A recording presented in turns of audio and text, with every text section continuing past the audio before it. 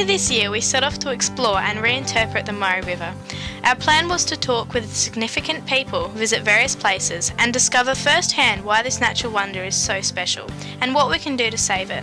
After 19 hours and a lot of bakery stops, we'd made it to the Snowy Mountains where our journey truly began.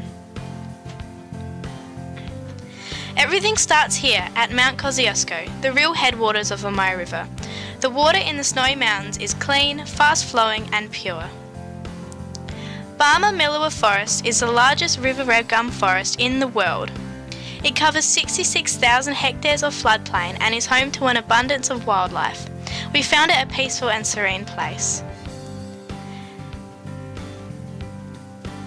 Gunbower Kundruk Paracuta Forest is another living Murray icon site. Waterbirds and native fish need forest wetlands like these as important breeding grounds.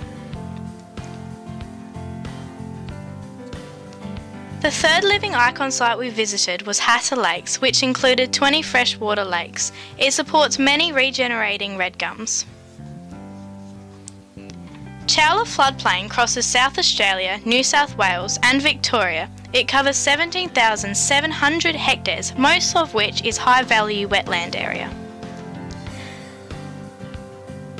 The lower lakes, Coorong and the Murray Mouth is a very precious area which extends over 140,000 hectares. They are internationally recognised breeding grounds for water birds and native fish.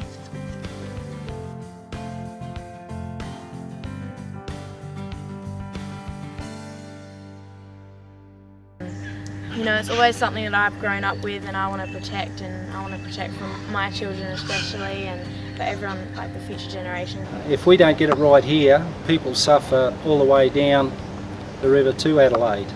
But it feeds the bush area here, and without the Murray, the Barmah wetlands would not exist. It's still the food bowl of Australia. If it wasn't for these rivers, we wouldn't have the agriculture we have, because that's all been possible for irrigation.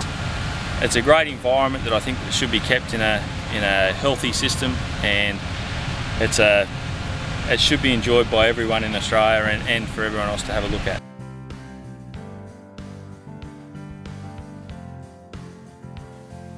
The River Murray needs more water to create environmental flows. Without natural flows, salinity levels will increase. 2 million tonnes of salt, enough to fill the MCG, needs to be flushed out of the Murray each year by these natural flows. With low water levels, these flows are decreased, preventing the salt from being flushed out. This causes long-lasting effects on flora and fauna, as well as human users of the river.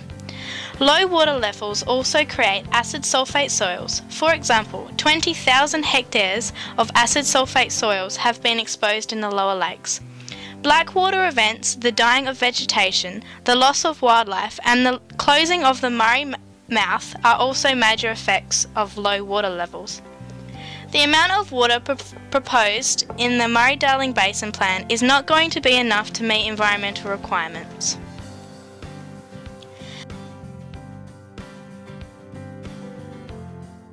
After 5 days of travelling the Murray, we became aware that the river is a whole. No one person is responsible for the problems facing the Murray today, and no one person is responsible for fixing them. We all need to work together to achieve successful solutions. We all need to be a link to these solutions.